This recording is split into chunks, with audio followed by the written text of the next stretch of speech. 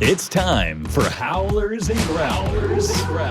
A weekly show from our Arizona Coyotes writing pack, bringing you the latest news, rumors, trades, player grades, prospects, and much more. From training camp to the playoffs, from draft day to the trade deadline, our team covers everything ice hockey in the hot desert.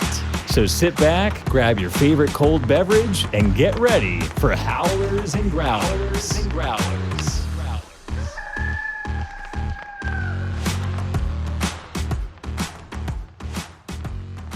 Welcome to Howlers and Growlers. I'm your host, Pat Brown, and we are thrilled to have you join our show for another week.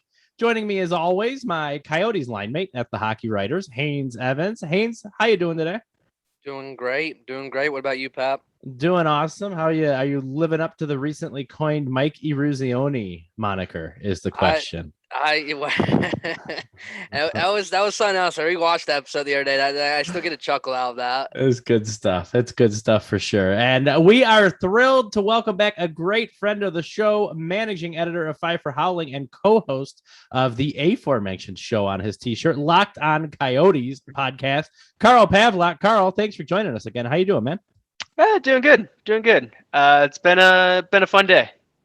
Good. Well, can't wait to hear about it a little bit. You guys know the drill at this point. In the spirit of the show, we're having a little happy hour here, so I'll kick us off. I am drinking a local brew out of Lake Havasu City, Arizona. Big Blue Van, which is a delicious wheat beer with just some notes of blueberry. It's quite good. So guests next. Carl, what are you rocking? I'm drinking Papago Orange Blossom, another local beer from Huss. We had talked about this before. I didn't know you were drinking Big Blue Van. I love that beer. That's one of my favorite beers. Oh, that's funny. You mentioned that this is yours, and that's one of mine. Craziness. Man, and we've been on each other's podcasts this week. It's everything's coming up Millhouse. I like it. Haynes, bring us home. What is the beverage of champions? Tell me. I want to go local again. I went to go Charleston with Edmonds Oast, but I was out this week. I got to make a run this week, so I grabbed a Wires Club. Mom had a little bit sitting around. I grabbed it's a Bold Rock holiday sangria, kind of seasonal sangria. So it's first time I've ever had it. I like Bold Rock, and I'm a big cider guy, and I'm loving it. It's good so far. Festive. I like it. Very festive. And before we go on, we must take a minute to pay homage to that beautiful piece of hardware behind you. So obviously, if you guys are watching and you watched last week, we celebrated Haynes Beer League victory. Woo! And the hardware is on display for the world to see. So there is our version of Mike Eruzione, and Haynes, congrats, well earned, and we're all really proud of you here. Thank you. You can follow the trophy, the day with the cup. You can follow on Twitter. I'll be making sure I go to random place and just take pictures with it. and I'm sad to say that unless that's about the only trophy talk we're gonna have on the show for the rest of the year. Yeah. So for a while. So let's be honest, for a while. So our tier, probably a couple more.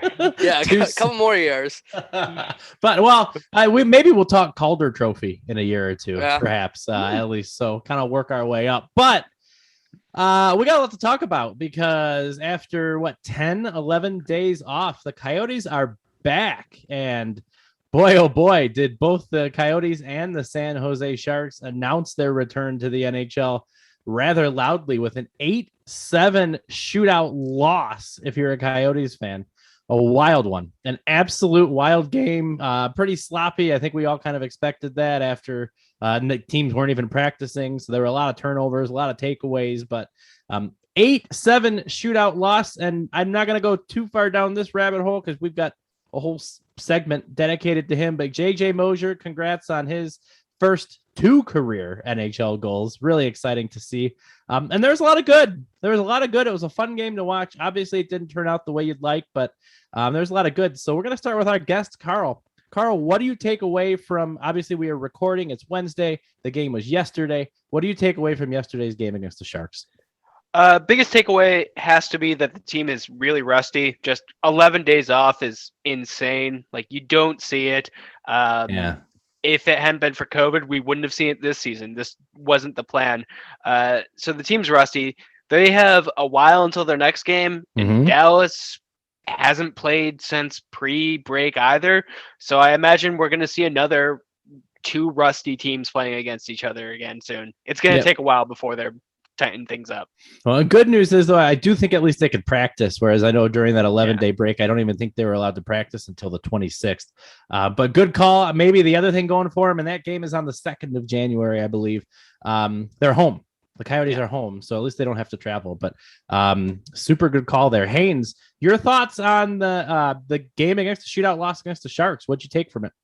Yeah, rusty was definitely a good word there to describe that game. The team looked really rusty, but they also looked really good. It looked like everybody on all 4 lines was making something happen. Andrew Ladd was making something happen. JJ Moser, the least of anybody, no one expected out of nowhere. Lawson Krause was dominant, continues to put up big goals this year. Phil Kessel had a 4-point game. Yeah. Clayton Keller looked really good. Shane Gostisbehere looked really good.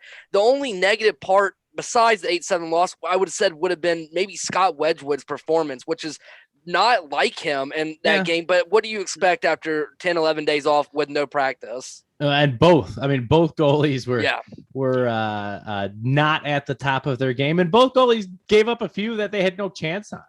Either. There were. I mean, that backhanded goal. Who scored that? Was that Nieto? I don't remember who scored that backhanded. Meyer, maybe. Swinging. Was it Meyer? Yeah, I think so. Meyer. That was ridiculous. Yeah. A backhanded shot midair up and over and in the net. That's something.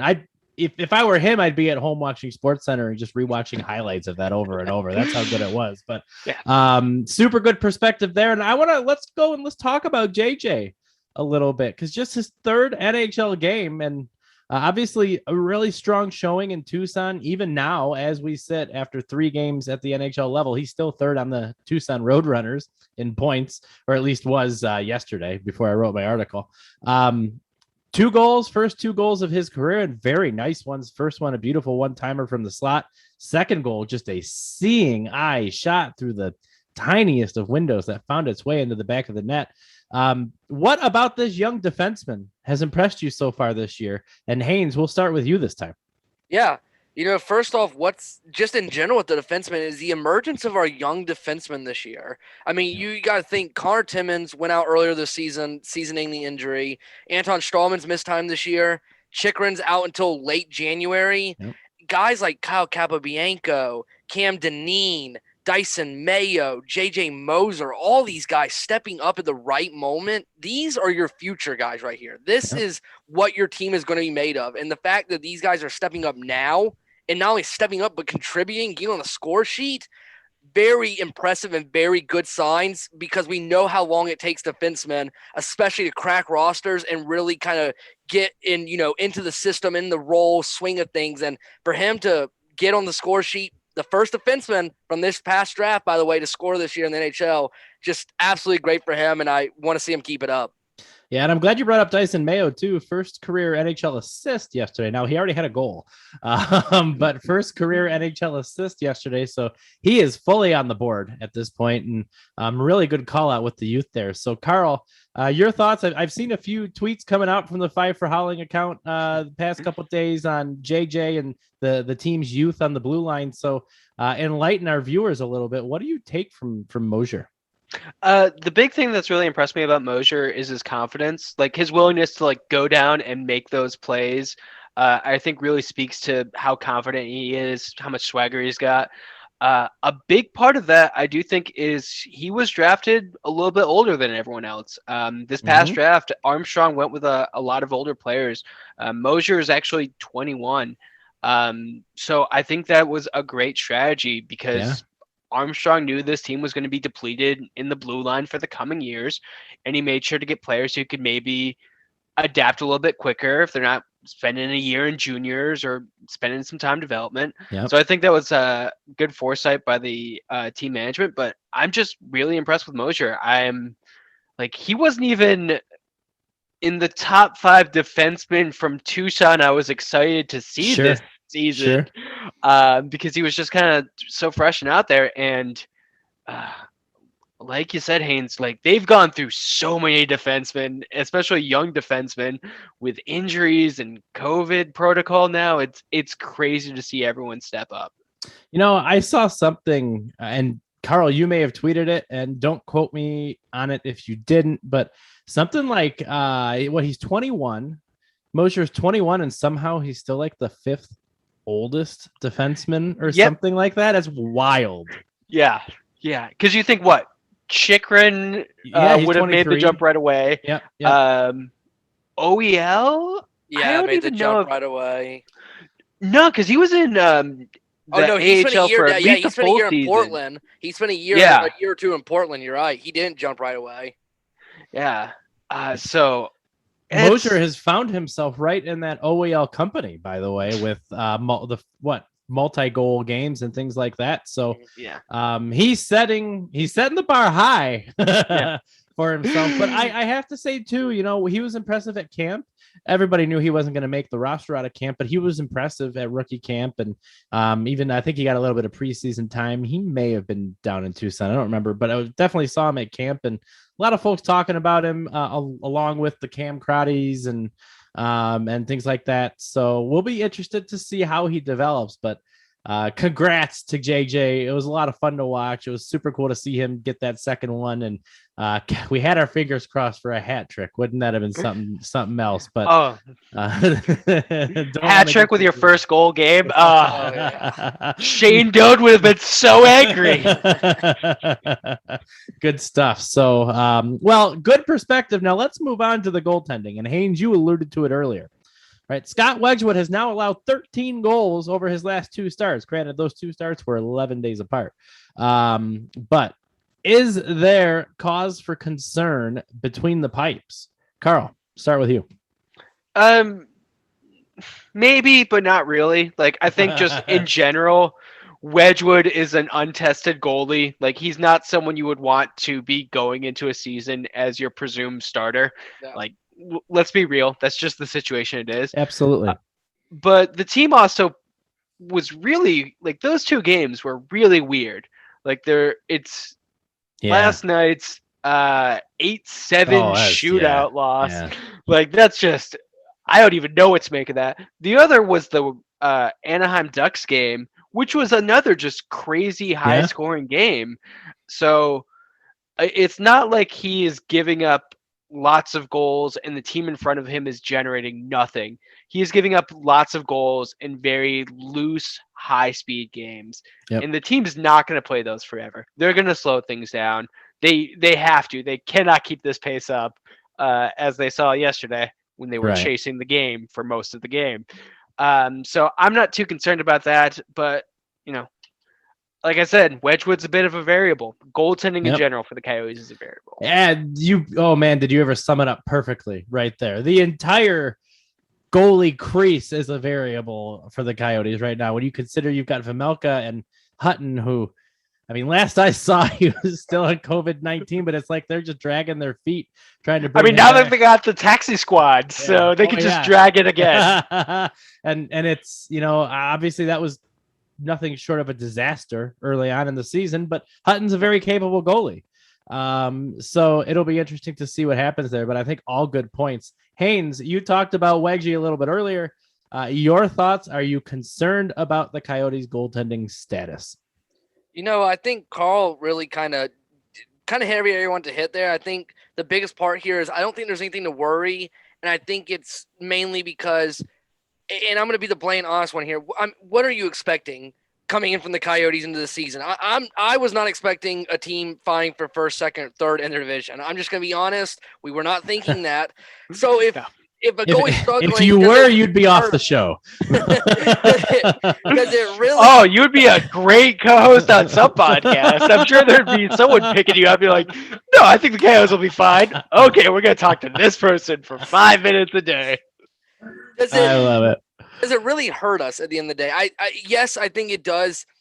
It is a sign of concern some, just because Wedgewood has looked good. But like you said, Carl, he's unproven. He's never really had a, significant chance to be a star in his career. And he's truly getting it now. And, he's playing on a team that's allowing a lot of shots again, despite out shooting San Jose last game. So I don't really think it's a sign of worry, but at the same time, when you're looking at a Coyotes team who I think's averaging, allowing like maybe almost 3 goals a game, it's kind of hard to, go into a game and think, well, I'm expecting Scott Wedgewood shutout 4 straight games in a row. You're going to have bad nights with goalies, and with the Coyotes, those are going to be frequent.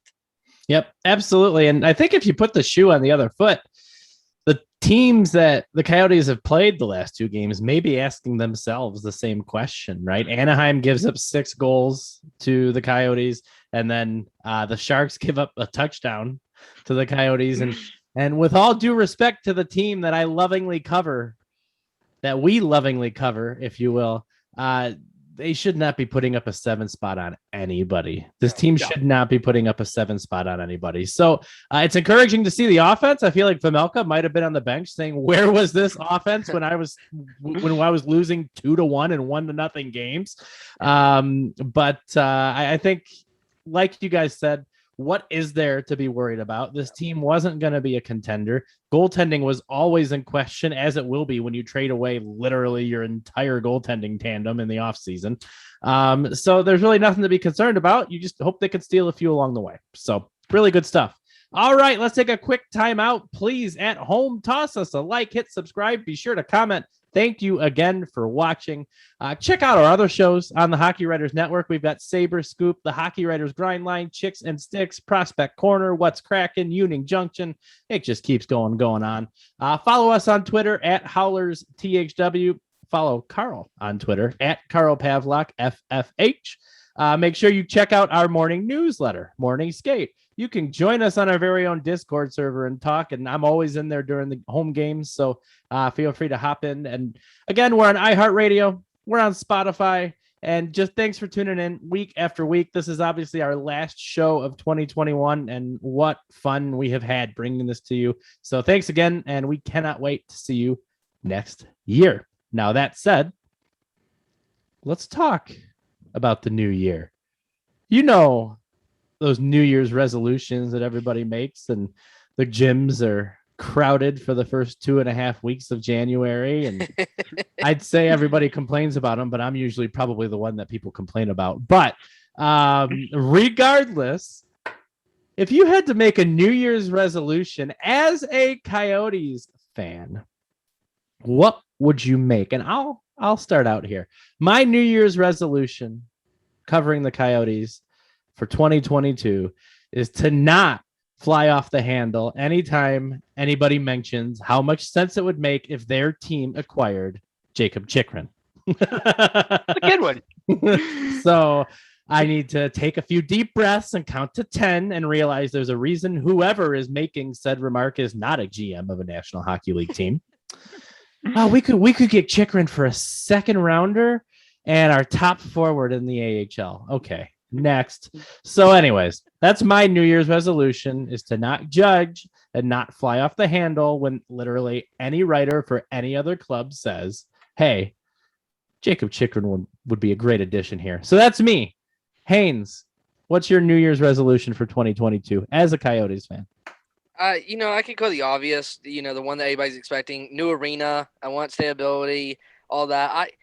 My New Year's resolution, it plays off that kind of. I hope that both Houston and Quebec have the heart and the possibility of getting a expansion franchise, 2 teams, so I never have to hear about the team ever relocating again, like we've heard for the last 26 years of this existence of this franchise. So I hope Seattle and Houston really can find it in their hearts to get some money together, get their own team, and we don't have to worry about it anymore. Kansas City and Houston, or Quebec City and Houston. You said Seattle. They my bad, not Seattle. Portland deserves a team. I think they should be in contention. I've seen Quebec and Houston. Yes, Quebec and Houston. They are more than welcome.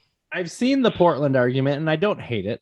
I don't hate it at all. Well, the one thing I want to call out too is, the Coyotes are always the whipping boy, if you will, for relocation rumors.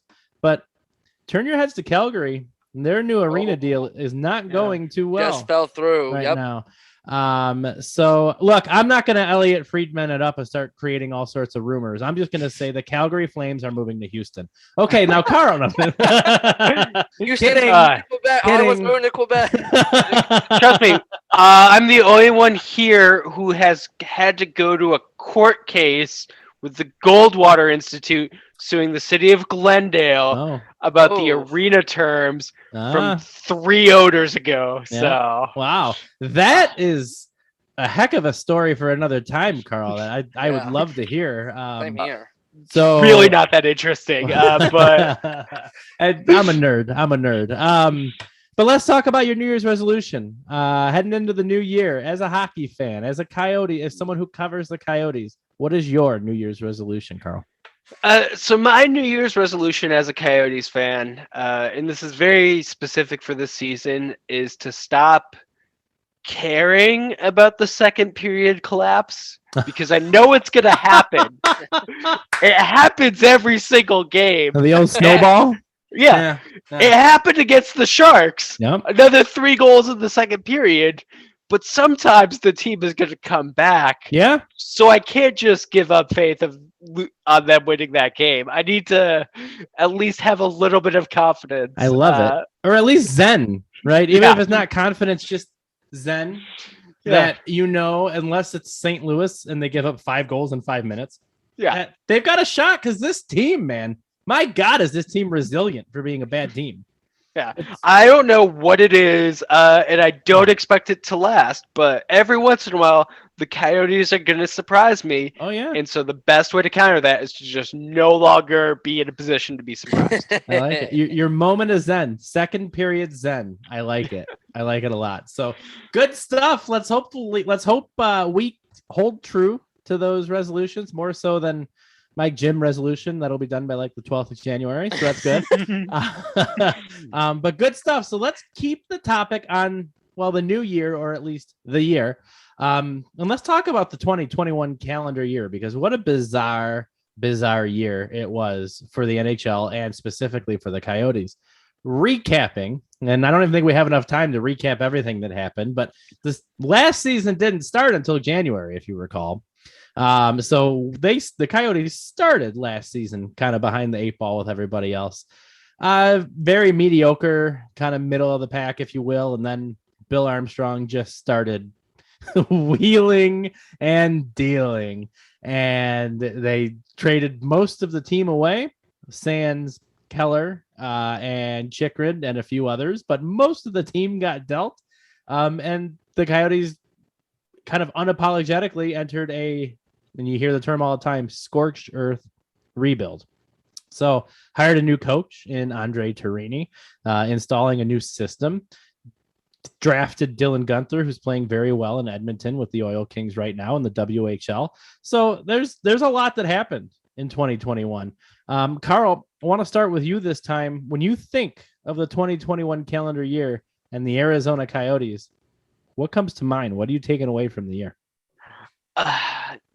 Unfortunately, the thing I'm taking away is that things are going to get worse. It's going to be sad face. It's going to be bad for a while longer. Agreed.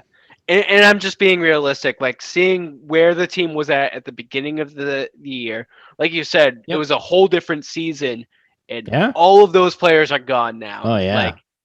Like everyone who I thought even had a chance of like sticking around is gone.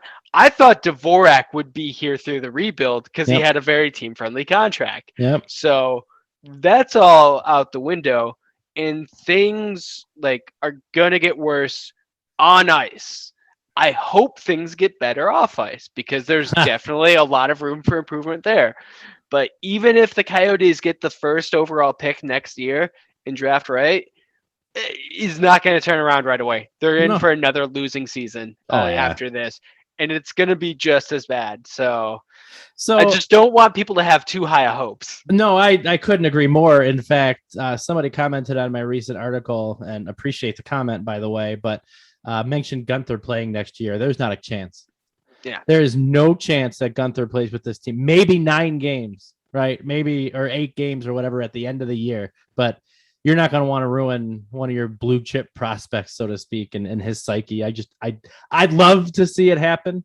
But there's absolutely not a chance, in my opinion, of seeing that. But super good points. Haynes, over to you. What do you take away from 2021 when you reflect on the year? Yeah, just kind of two things. One, the Coyotes have been a really inconsistent up and down team this year, which is unexpected. I mean, we talk about stretches when, first 11, 12 games of the season, you don't win a game.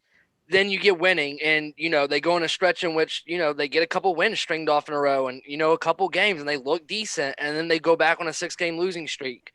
It's an inconsistent team. And going off that, the second thing is fans have to be patient. I can't tell you how many times I see fans saying Torini needs to be gone, Keller needs to be moved. That blows my mind.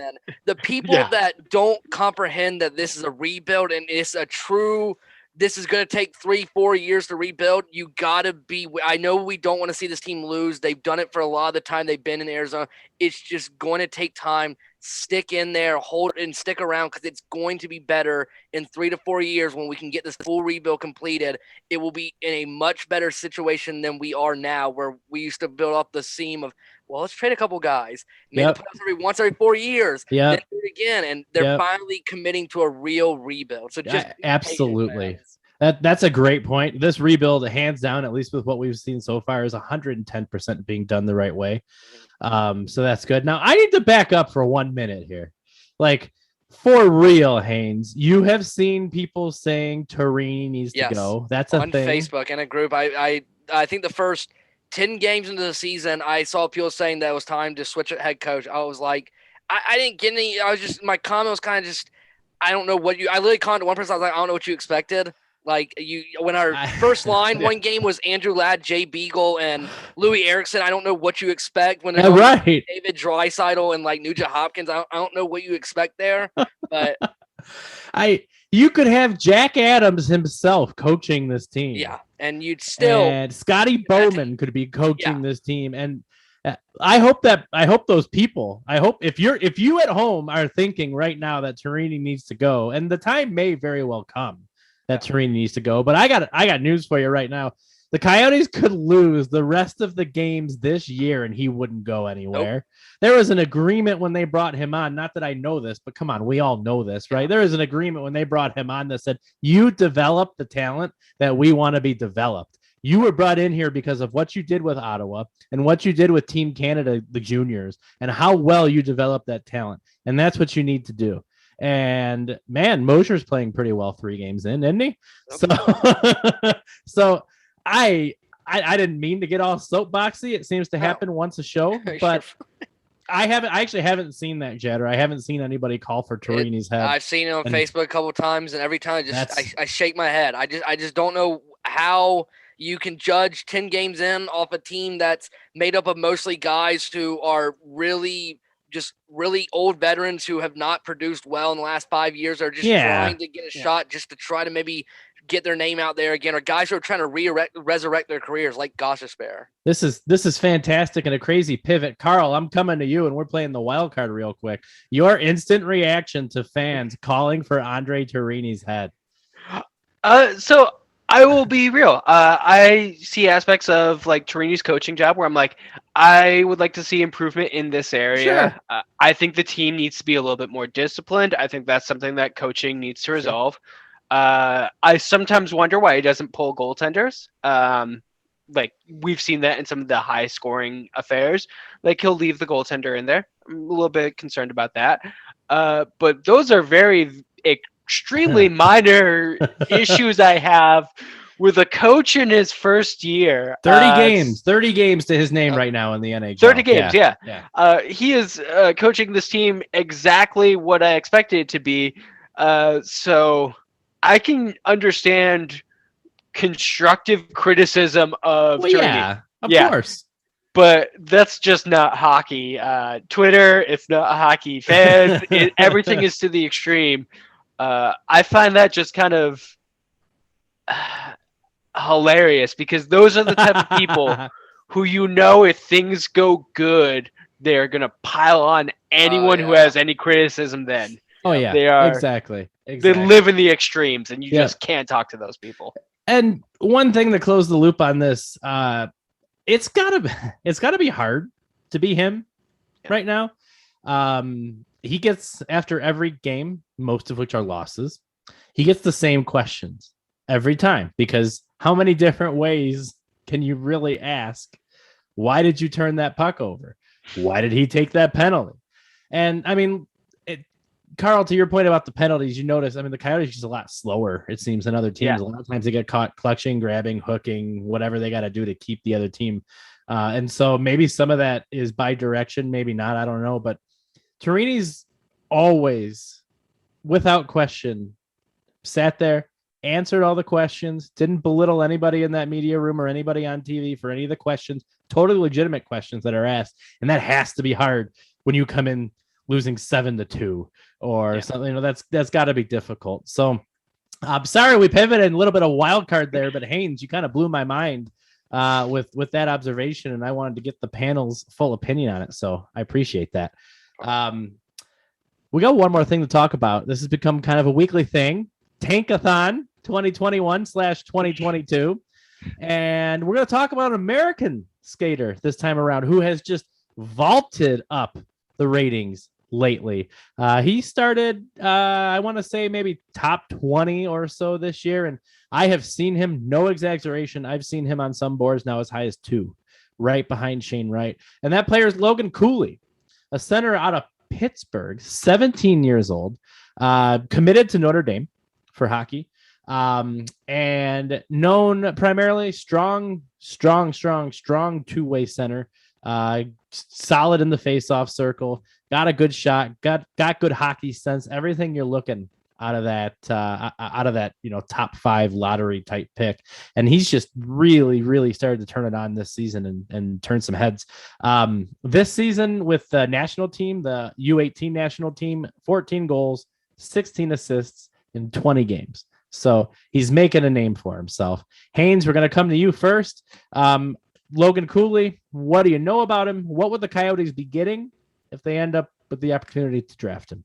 Yeah, you said everything there. This kid is, came from, being a top 20 pick to as high as 5, even top 3. I mean, this guy has really turned the whole hockey world upside down. I mean, the vault that he's done in the last few weeks of taking himself from maybe into first round to now top 5, like legitimately can be right behind Shane Wright, is just insane. And it's a credit to his skill to be able to play that well, to take yourself on draft boards from 20, 25, 30, all the way up to 2 is no small feat. And for him to be able to do that, first off, from what I've seen from this kid, insanely smart IQ. This kid makes smart plays. He plays a full 200-foot game. It's something that any team looks at and is immediately intrigued by. And if the Coyotes could get a guy like this and don't end up getting Shane Wright, you have to just be watering at the mouth of